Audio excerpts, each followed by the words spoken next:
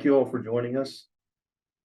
So Congress passed Secure Act 1 back in 1992, and then I'm sorry, 2019, excuse me, and then Secure Act 2 in 2022. So all kinds of changes. So you'll hopefully get a lot of good information which you can use in your thought process, in your planning, and also we can use to help you.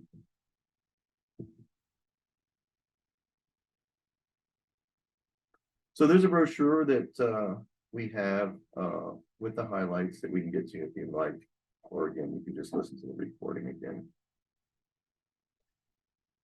So about 100 new rules for individuals and businesses with various effective dates.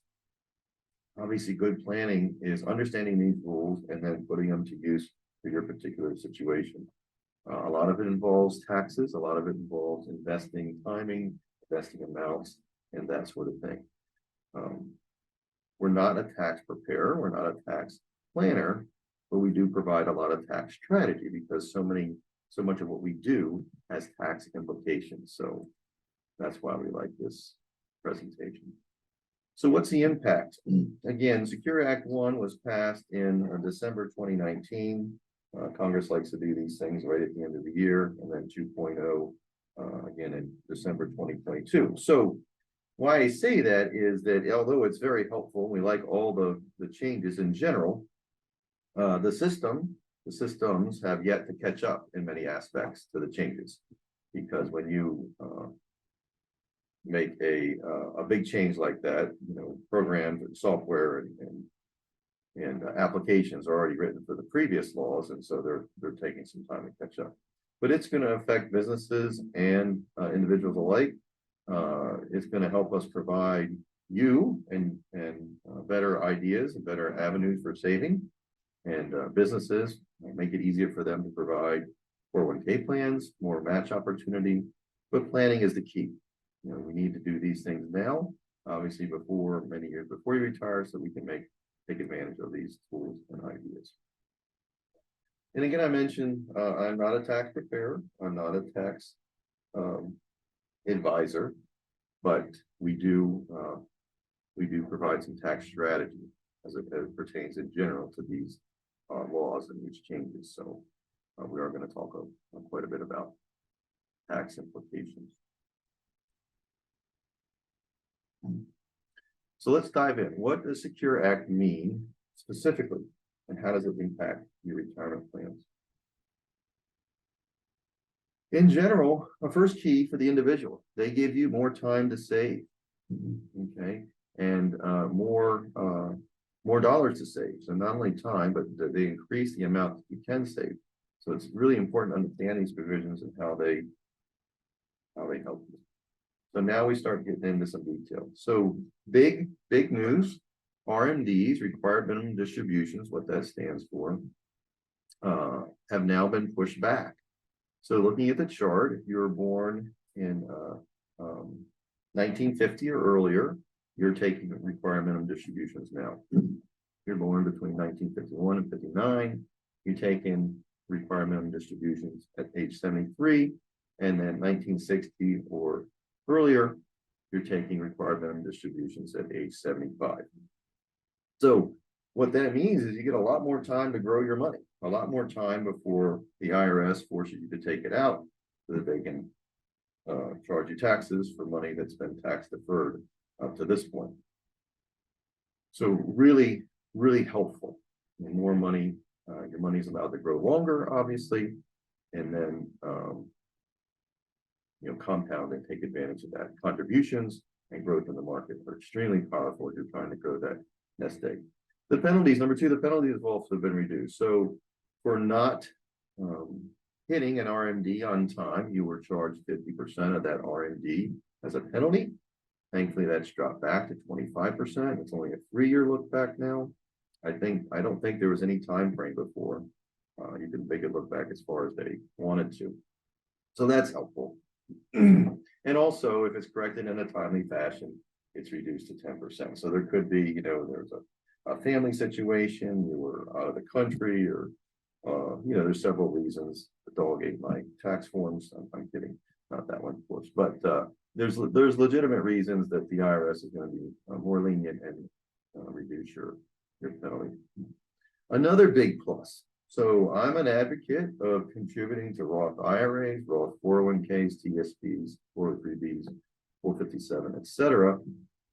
If for some reason you didn't roll your Roth employer plan into an IRA, previously you had to take a required minimum distribution from that employer account, which was silly because you don't have to do that with a Roth IRA. Just a miss in the previous regulations, I think. Now that's no longer required. So if you choose to not roll over your employer plan into a Roth IRA, then you still you avoid required minimum distributions. So that's helpful. I mean, it's kind of it didn't really make sense why you'd have to take a required minimum distribution from a Roth 401k and not a Roth IRA. Now, there were no taxes, but they forced you to take the distributions all the same. So good news so far. I like that you can postpone your required minimum distributions for a few years, hopefully, that the penalties are there, but not nearly as punitive as they were. And the Roth 401k no longer requires distribution. Surviving spouse. Sometimes surviving spouse is younger. I'm sorry, the surviving spouse is older than the deceased spouse, and previously weren't allowed to use their age for required minimum distribution. So you are now. So let's just say you're 80, your spouse that passed away was in their 70, and you can use their age, his or her age, as a required minimum distribution start date, which is really helpful. Now you have a smaller distribution you have to take every year, as opposed to what you would have to take if it was your own rollover. So very helpful. So this is really designed to benefit the younger spouse. Now, it doesn't happen. Typically the older spouse passes away first, but sometimes it's younger. So they're able to take on that required minimum distribution date of the younger spouse's age, which is, again, really helpful for extending the life of the account and also avoiding unnecessary taxes. Because every time you take an RMD, what's the whole purpose of a required minimum distribution? It's not for you to pay your bills, it's so the IRS can take some taxes from you. Okay. So no more age limits for contributing to a Roth IRA. I really love that as well. So, but previously, if you were over 70 and a half, you couldn't contribute to IRAs anymore.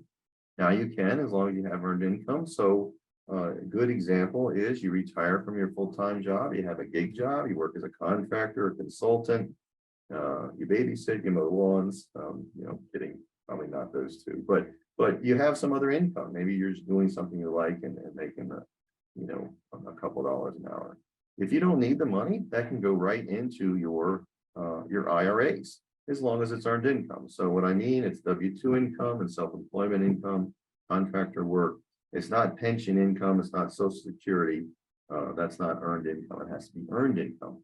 So if you have those dollars and you're over 70 and a half, previously you couldn't contribute to IRAs, but now you can. So that's really helpful if you want to grow that. But it's not unusual for when we're younger. We have maybe some student loan debt. Maybe you buy a car, soon after you get out of school, get married, buy a house, et cetera, and it's hard to save. And now that you're older, you've gotten rid of a lot of that debt, your income far surpasses your expenses, you're looking for ways to save. That's another way to save. Catch-up contributions. This is really interesting. What they're doing with catch-up contributions, not on this slide, but the next one. It's again, it's curious. It makes me curious as to why they pick these numbers. But anyway, catch-up contributions. So including IRAs will automatically adjust for inflation. So that's good. So you'll hear me say from time to time, if you're a client, that, oh, by the way, the new contribution limit for IRAs and for 50 and older is 7,500, where it was 7,000 last year. And for 49 and younger, it's 6,500, where it was 6,000 for last year. So I remind you of those things, just so you know that if you have the capacity to, add those extra dollars to your IRAs or Roth IRAs, that you do that. So that's going to be indexed. So that's really helpful. There's some years it would go up, some years it wouldn't, and it would go up. Typically, it goes up on IRAs and increments of $500. But it's nice that it's indexed, so we can help stay at par with inflation. Catch-up contributions for employers or employees making over $145,000 can only be done with Roths. So previously, if you're over 50, your maximum contribution you can make to a 401k, and I say that generically, it could be TSP, 403b, 457 would be 30,000 for 2023. I'm sorry, you're for under 50, it's 22.5. The catch up, that's the additional 7,500 is the gets you up to 30,000. Sorry. So that catch up, that 7,500, that got you to the 30,000. That could go pre-tax before, but now the match has to come Roth. Okay, so it's really, I think it's a good thing, because I want you to put as much money into a Roth as possible. But if you were used to that, that's a little bit of a change. So your catch-ups can only be into the Roth, which means they obviously are going to capture taxes from you. That's the whole purpose of that. That's why the government loves Roth. They love Roth conversions, because that's income today as opposed to income way into the future. So here's a couple interesting tidbits about the catch-up. So for ages 63, this is effective 2025, so it's a planning idea, a couple years away. Catch-up for age 60 to 63 is going to be the greater of 10,000 or 150% of your regular catch-up fund. I really don't understand why they pick those ages. I mean, people are traditionally working until 65 or maybe even older, but they pick 60 to 63 as the option to increase. So I'm going to advise clients to take advantage of that. I'm not sure why it's not to 65 at least. For simple plans, it's there's another $5,000 that can be added, not 10,000. So a couple of good things there. Certainly, we're going to advocate you take advantage of, but a little curious as to why the age band is 60 to 63. I expect future legislation will fix that, and it'll go to 60 to 65. So we'll look for that. So just another way to look at your catch-up contributions. There's 4 brackets. So at 49 and younger, there is no catch-up. At 50 to 59, which is current law, is a $7,500 catch-up for this. Again, this is 401k, 403b, TSP, etc. At 60, so then year 2024, it'll go up to 10,000 for 150% of your current catch-up. And then it goes back to 7,500 at age 64 and beyond. So a little curious to me, but again, I'll take it. I'll take any opportunity to add to retirement and to promote those ideas to you as well. How about putting more money aside for retirement? Let's look at that. Secure Act gives you more ways to save for retirement. Okay, so this is what I was talking about. Because the law passed at the end of last year, most application software has not caught up to allow you to get a match in a Roth. So right now, whether you make your contribution to the Roth part of the plan or the pre-tax, I haven't seen a plan yet, but the match always comes to you pre-tax. So even if you put 100% of your contribution into the Roth part of your 401k, the match always came to you pre-tax. And I still think that's the case. I haven't seen a plan that's changed that yet. The law allows the match to come to you as after tax. So that's good, because now you can not only get Roth contributions on your own contribution, but also the match from the employer. Now that's taxable to you.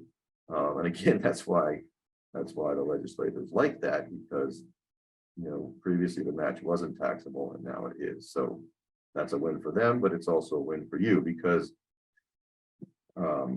probably share with many of you, my suggestion is that you pay the taxes when you have an income. All right, that is use Roth, but you don't have to pay the taxes when you don't have an income. Again, the definition of retirement. So we'll see when those start coming out. I haven't seen any yet, but supposedly we do have the ability to get your match as Roth. Again, catch-up contributions, 145K plus must go to Roth. Now that effective date for that's 2024. It's under the 2023 column, but that's not correct. It's 2024. It really needs to slide over to the column to the right. Eliminate RMDs for Roth accounts in employer plans. So we talked about that on the previous slide. All that means if you have a Roth 401k, TSP, 403b, etc., and you decide to leave it in the plan even after you retire, we're going to recommend rolling it into a Roth IRA for lots of reasons. Many more investment options, an advisor to help you, etc. But if you choose to leave it in your employer plan, you don't have to take a required minimum distribution again for a Roth account. Auto enrollment. So this helps, this is really for mostly younger savers who again maybe are struggling to pay off school debt or a new car or vehicle, maybe some housing, etc. Now companies can auto enroll, what's actually required, auto enroll into the plan, and then starting in 3 to 10%, and then in year 2 increase that to 10 to 15. Now you can always, as an employee, unselect or unenroll yourself, but the standard, the automatic option will be to auto enroll and to get folks saving on a get them on a right track. So this effective 2025. A lot of plans, a lot of companies do this already because they know that with basically only federal agencies, federal, state, local agencies have pensions, that if the burden's on the employee, the burden's on the individual to save, and the 401k plan is a great way to do that. You can now have annuities in 401k. So annuities get a bad rap, right, because of the fees attached. And yes, they do have higher fees than other accounts typically, but what they're offering you is a guarantee income stream for that additional fee. So, you have to decide if that's a good value. There are many times that we will advocate for annuities, but in the right place at the right time, and certainly that's based on an individual and a conversation with that particular client. But annuities will be available. So effectively, you're changing your 401k plan into a pension. Okay, because that's what annuity can do. It can create an income stream.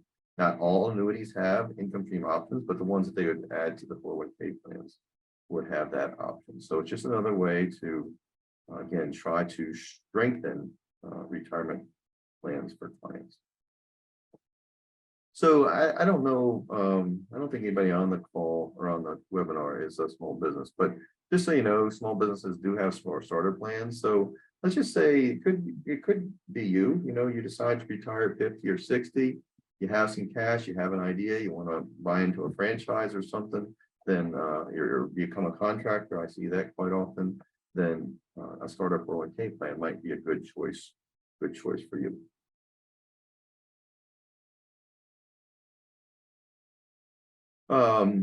A new law for or a new provision in law for part-time workers. So if they work for you at least 500 hours for 3 consecutive years, you have to offer them a plan, 1,000 hours or 1,000 hours throughout the year. So that's really a good idea anyway, because it's a good attraction tool to separate yourselves from other employers, and to me it's the right thing to do to help employees save for the retirement.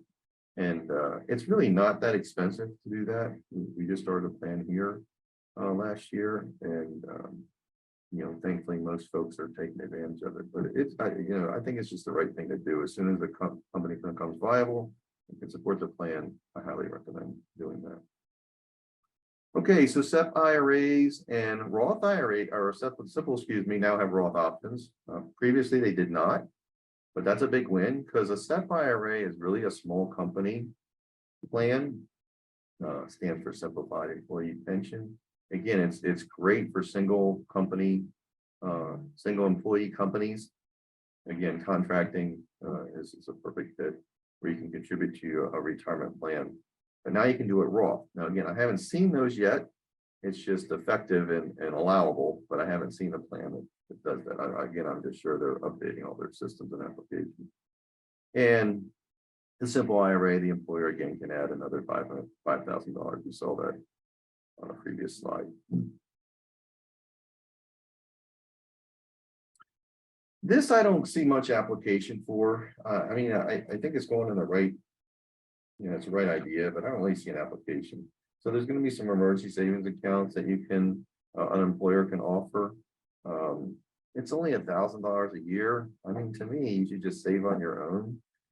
I guess I guess there's some folks that, they need a forced savings plan, so this would work. But I mean, $1,000 a year is not really going to add much to the security of an individual or a household. So I don't see the big application for this, but it is a new provision. Student loan help. I see this, gaining more momentum. That's simply because, right or wrong, a lot of students are graduating with debt. And so, what's a way that we can help as an employer with that debt? And if, if you have an employee that has a lot of debt and you want to, make a difference, you can actually match their payment with the 401k or 403b, et cetera. So just employers will be able to make matching contributions to your retirement account. So you can use those funds for your student loans. That's awesome. That's a great tool to help again, a young person who's trying to get started, trying to get out of debt, trying to make their develop in their career, to help them get rid of that debt sooner. The other thing is that now graduate students and doctoral students, the income that they earn from that work can be used to contribute to IRA. Now, I don't know many of them that feel like they have excess money to contribute to an IRA. And speaking with them before, but it is allowable, so that if maybe they have everything, all their costs paid for, and truly this extra money is available to save for retirement, they can now do that. A lot of 401k plans already do this. They'll give you a lifetime income estimate, so you'll see it on the front page. I'm sorry, on the landing page when you log into the account, you'll see your income projected at age 65 is whatever, 5,000 a month, 2,000 a month, something like that. And it is helpful. The new rule, requires plans to do that, but a lot of them have been doing this already. So I think it's a great, just a picture. Obviously, it's just one part of your retirement accounts. Hopefully you have rollovers from IRAs and previous jobs and Roth IRAs from previous jobs. But for this particular plan, they give you that number. So I think it's helpful. Anything you can do to educate an individual, anything you can do to put it in front of them in a simple way, because our attention span's about 6 seconds now. I think it's helpful. And so then it creates conversations for myself and clients, but also just gets you thinking more about saving for retirement. All right, let's look at a couple other rules. Other ways to use your money. QCD, so qualified charitable deduction. This is only applicable for IRAs. So if you have an IRA and you're charitably inclined, you can contribute, you can transfer up to $100,000 a year into a charity. Now, that's probably more than most people are going to be planning to do, but it is helpful because how does it help you? Well, it helps you in another way. So instead of taking a distribution, paying the taxes on that, let's just say it's a $10,000 distribution, paying the taxes on it, and now you're left with, let's just say $7,000, and then contributing to a church or charity or nonprofit, just send that money right directly from the IRA to the charity, and then it's not taxable to you. You get to send the full amount, 10,000 in my example, and the charity gets to benefit from the full amount. No one gets taxed. Now, It's important to note that the first money you take out of an IRA every year, assuming you're in the required minimum distribution phase, is considered just that, required minimum distribution. So for example, if you you're in a new year, you have to take required minimum distributions. That money that you take out and give to the charity or whatever, that's considered your required minimum distribution. So why I'm saying that way is that if you take your required minimum distribution, then you also want to contribute to charity in addition, then it's you might not be able to benefit from that because you've already done your required minimum distribution. The other part is that at 70.5, this is allowed. So required minimum distribution dates are being postponed, right? 73, 75, for example, but you can still do the qualified charitable distribution starting at 70.5. So what I educate my clients on is to say that you give, several $1,000s a year. Make sure that you fulfill the first part of that giving, and you're over 70.5 from your IRA, because again, that's not taxable to you, it's not taxable to the charity, and they get the full amount. It's not reduced by the taxes. So this is new, using 529s to pay off student loans. You can take up to $10,000 from your 529 to pay off a student loan. It seems kind of confusing to me because if you have money in the 529, why don't we just use that to pay the bill instead of taking a loan? So I don't know if it's seems a little backwards to me, but anyway, I guess if you had excess money, you didn't use all your 529 money, and you also had student loans, then you could pay it off. But again, it just seems like a little reversed order. The other thing is good, and I think this is nice, is that 529s can now be used for apprenticeship programs.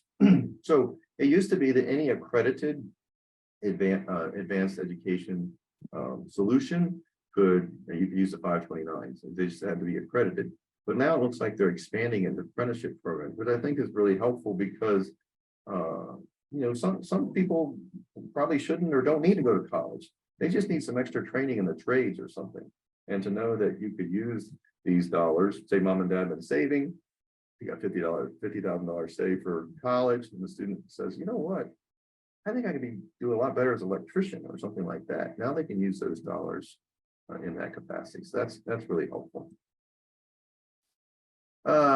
This is tricky. I mean, I like the idea, but I don't really know how practical it will be using your 529s to transfer a roll. So let's just say that student gets out of school, they have money left over. Right now, they can roll it into a Roth IRA. Now, I've read some people that say, well, why would I leave it the 529 on my student's name? I'll put it in my name and roll it my own Roth IRA. That sounds better to me. I mean, I think it's a bonus that you got some money back.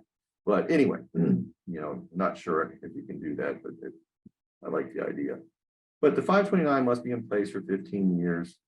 It's subject to a $35,000 maximum and a current annual of $6,500. So it's somewhat limited in what you can do, $35,000, $6,500 a year, but it does give you a way to, extend the use of your 529s. The alternative is to take it out and be taxed and penalized. What I usually tell clients is, hey, if you really don't think you'll need the money, why don't you save it for a grandchild, or maybe there's a niece or nephew in your family that could benefit, or maybe you're going to go back to school, use it for yourself. But I think the idea of maybe saving it for a future grandchild, just letting it, grow and compound, changing the owner or the beneficiary, from maybe the child to yourself. And then when there is a grandchild, just redo it in their name. So a couple options there. So you can take some money now for in 2025 out for long-term care payment premiums. Depending on how much your long-term care is, but it's going to be anywhere in the depending $5,000 to $7,000 a year for a couple. So to be able to take some of it from your plan, your company retirement plan, and pay for it is an option. I would rather you cash flow it. I'd rather you pay for it out of your income and just, again, don't tap into your retirement account any more than you have to. But you are allowed to do that starting in 2025. So it's the lesser of 10% of the vested balance in your plan, or $2,500. So I like this too. It's nice that you have some help when there's a new child in a family, that you can take a withdrawal up to $5,000 for that. Now, keep in mind that these allowable withdrawals don't mean that they're not taxed. They're just not penalized. That's an important, okay, so anything you put into traditional IRA or pre-tax IRA or pre-tax 401k, traditional 401k, they're still going to capture the taxes. You're just avoiding the penalty. So that's important to know in most of these, and as spelled out here. But it's nice to know that you can take out $5,000 and get some help with just the expenses that go along with a new child, whether it's adopted or a natural child. And there are some other provisions too with withdrawals. Terminally ill, victims of domestic abuse, public safety workers, that includes firefighters. So they get some other provisions too, but that's let's look at some other new rules. Your kids can still inherit your IRA, but they can only defer taxes up to 10 years. So this is important. It used to be that you could stretch, you could name, say, a grandchild as a beneficiary, and they could just take the requirement of distribution, as long as the account lasted, or, maybe potentially their lifetime. That's changed now. That has to be distributed in 10 years. So you inherit an account. This is only regarding non-spouses. So non-spouse, child, niece, nephew, parent, inherits an IRA or a Roth IRA, they must liquidate the account in 10 years. Now, the Roth IRA is not taxable, right? Anything that comes from a Roth IRA after 59.5 is not taxable, but it has to be liquidated. They don't want you to be able to extend the account out for many years. So that could be a really big tax hit, because anything you take out of an IRA is taxable. So if you got $100,000 IRA that you inherited, you got to take out, let's just say you take out $10,000 a year, that can maybe put you in another tax bracket. So it's important to understand that, and also advocate that you're whoever's potentially willing you or setting you up as a beneficiary, that they you remind them the value of Roth IRAs, because the more that money that's in Roth IRAs, you still get to take the distribution with no taxes. But that 10 years is a big change, because again, the government wants to capture all those taxes in 10 years. They don't want to allow you to spread it out. The only exception is right here, surviving spouses. They don't have the 10-year rule. Disabled beneficiaries not more than 10 years younger. So if you're 5 years younger than beneficiary, you don't have to take it, distribute everything in 10 years, because they're assuming basically you're going to match the distribution of the previous owner of the decedent. Minor children, the 10-year rule doesn't apply to them until they get to the age of majority, which would be 18 in Maryland. Then they got a 10-year clock. So there's a couple of carve outs there, but really it's basically the spouse the 10-year rule doesn't apply to him or her, but to everyone else pretty much it does, except for these few exceptions. So what are some ideas now that we don't have the stretch IRA, that now we don't have basically almost an unlimited amount of time? So I mentioned already, consider Roth conversions. The more money is converted to a Roth, even though the distribution is forced, the taxes aren't there. So that's a big help to the heirs. Develop a distribution plan. It doesn't have to be evenly split, say 10% a year, but maybe there's a year where there's an income change. You're out of work for part of the year, or you take a job that doesn't pay as much. That's a great time to take a distribution because you're in a lower tax bracket. And certainly manage a tax bracket. So what's meant by that is if you are say $10,000 away from the next tax bracket, paying at the higher rate, then just take a distribution enough to hit the top top of that bracket, not go over it. Review beneficiaries, create an estate plan that makes sense. It might be that you want to revisit that with your estate planning attorney. Okay, what about next steps? So 4 keys, right? Understanding you have more time to save for retirement. You have more ways to save for retirement. You have new ways to use the money that's in your retirement accounts. And that really the stretch is going away. So the 10 years is going to be the norm for any inherited IRAs or Roth IRAs. We're huge fans of meeting and talking about these things. If we haven't already, happy to do that. Hopefully you've got a lot of good information here. If you don't have someone helping you, or if you just need a second opinion, we're glad to do that as well. But make sure you talk to somebody, because there's a lot of moving pieces. Yes, you could probably figure this out somewhat on the internet, but you know, the amount of time and energy and uncertainty that it leaves you with, it usually is more valuable to hire somebody to help you. Okay, so I'm going to go to questions or chat to see if we have any questions. Go ahead and hit put them in the chat if you would, and I will try to hang on for a few minutes. Again, like I said, we're gonna record this and put it on the website. That'll probably take 2 weeks or so to get that done, but just hang out a couple minutes to see if we have any questions. And again, just put them in the chat if you would.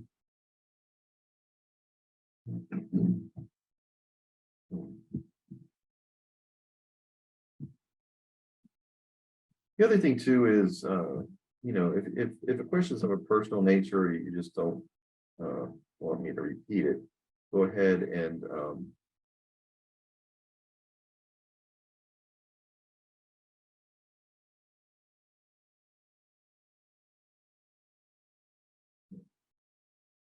go ahead and email me or call us at the office, and we're happy to help. Hey, Dan, I saw you had a hand raised. Go ahead. Hey, Chris. First, I'm trying to tap the chat button and it's disabled, but actually I see that the button to click is the Q&A button.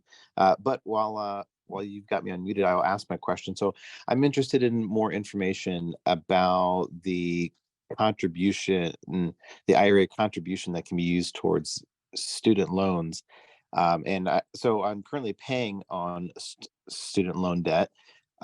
We have a number of IRAs, and we are currently putting much more money towards the student loans than the minimums to pay them off quicker.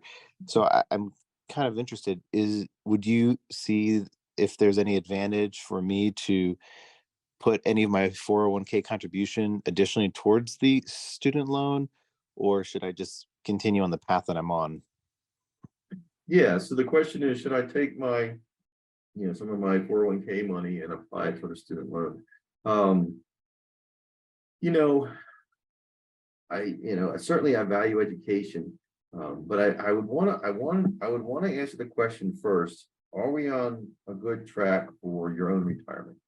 You see, that's the #1 goal that I need folks to focus on, you know, and that's probably a conversation. It's probably helping with the cash flow report and that sort of thing. And by the way, I don't know if you heard Dan use the Q&A. Chat's not working, so I apologize for misleading you there.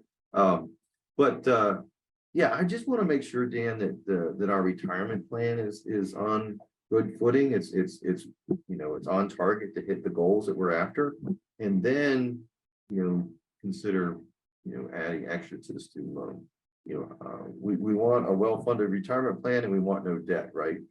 Sometimes we can't do both at the same time, but certainly I'd want that to be the #1 goal, and then reserve the extra for the student loan debt. So I know I didn't answer that directly. I just kind of giving you general principles, but that's what we like to do. We like to just focus on that, because there's no way other than saving and compounding and growth in the market to save for retirement. You know, the student loan debt, although we don't like it, there's you know, there's time that maybe to pay that off other ways but focus on retirement is number one. Yeah, I appreciate that. And I think the message was clear, which is make sure that retirement is on track. So yeah, thanks for the clarification. Yeah, no problem. Okay, Al said, can you address long-term care insurance importance? So, yeah, big fan of long-term care. So, what is long-term care? I mean, I like the term retirement disability because I think that resonates with folks better. What's your plan if you become disabled in retirement? All right. Well, Medicare does not cover long-term care. It's really important. Medicare just replaces the plan that you had while you're working. So whether you're self-employed or employer, you had a healthcare plan. So that's your doctors, that's your hospital, that's your prescriptions, et cetera, et cetera. And Medicare replaces that. You have A is hospitals, you have B is physicians, you have part D is your prescriptions. So you add all those together and you have basically the same thing you had before, different cost point, of course. But the long-term care, if you don't have a private pay insurance and you run into a long-term care event, just an example, Medicare will only pay the first 20 days because they assume it's rehabilitative of a nursing home. So it's a rehab environment, a situation. If that doesn't work and you still need to be there day 21 and beyond, they're only going to pay 80%. So 100% of 20 days and 80% of the rest. So that's a big cost potentially to someone. So it's important to know that they will pay for some rehabilitative care in the home. But again, that's going to expire in a couple of weeks. Anything long-term, lasting months and years, you really need a private paid policy to do that. There's several ways to, navigate long-term care. There's pay-as-you-go, which would be like Mutual of Omaha. That's the one we like right now. There's a hybrid policy where you can buy life insurance, a long-term care rider, and there's paid up long-term care. But that's probably a conversation for offline. Don't know about the Social Security COLA for 2024. I'm pretty sure there was one, but I want to say it was in the 4 to 5% range. That comes out in October that they calculate that number. So, all right. Next question. Can you contribute to an employer 401k plan and a Roth IRA? Yes, absolutely. So some important distinctions. So a 401k plan just has and again, TSP, 403B, 457, all the same, has a max contribution for age 49 and younger of 22,500. Okay, that's it. That's the only limit, max contribution. There's no income limit, nothing like that, just a max contribution. Of course, if you're over 50 or over, it's 30,000. All right, that's okay because you have a catch up. In contrast, the Roth IRA has a contribution limit. Let's just say you're over 50, of $7,500, and an income limit. Okay, so if you're modified adjusted gross income, which is in essence your adjusted gross income is around I think it's 218 right now. Then as a couple, then you can contribute to a Roth IRA as well. But it's not unusual for once you're in your 50s, have a combined income over that. So, probably your only option is contributing to the Roth side of a 401k. So employer plan has a contribution limit only. The individual plan has a contribution and an income limit. A couple important distinctions. Okay. Well, hey guys, I don't see any other questions coming in. Really appreciate the time. Again, we're going to record this, put it on the website, just like all of our other previous webinars are on there. Appreciate your time. I hope you got a lot of good information. Feel free to call me, email me tomorrow or the next day. If there's something you forgot to answer, you just want to get a little bit more personal about it, happy to do that. We're here to help. Again, we enjoy having you. You have a great day. Thank you.